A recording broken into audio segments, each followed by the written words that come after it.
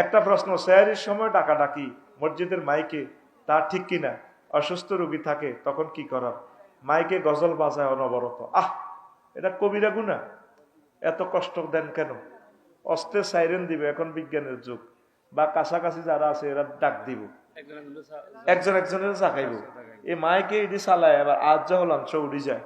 এবার বেড়ি তারা কি তরকারি গরম করব না হোলান থামাইব? হোলানের তো কত বিট গুটে কাঁদা পুরা ফিকা ফিকা, হ্যাঁ মেজাজটা বেটা আত উড়ি যায় বেটা, কথা ঠিক নেই। আবার তাহাজ্জুদ পড়তে চাইলেও হারে না।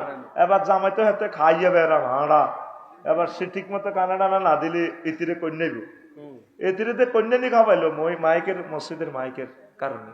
আসরের সময় লাকসাম হাঁস মসজিদে কোরআন তেলাওয়াত মাইকে বাজার হাগল হয়ে যাই, হাগল তুই মসজিদে নি মাইকের এটা চাল আছে।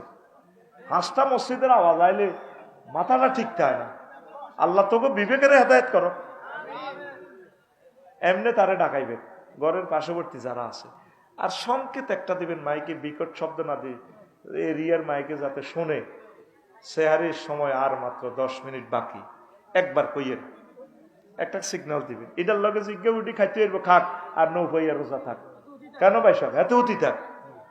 সোজা কথা, হুজুর আমি আর আমার বন্ধু একটা মেয়েরে পছন্দ করি, এখন এটা করণীয় কি?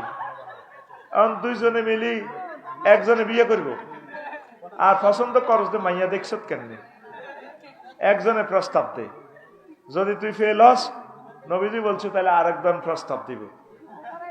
একজনের প্রস্তাবের উপরে আরেকজন প্রস্তাব দেওয়া জায়েজ নাই।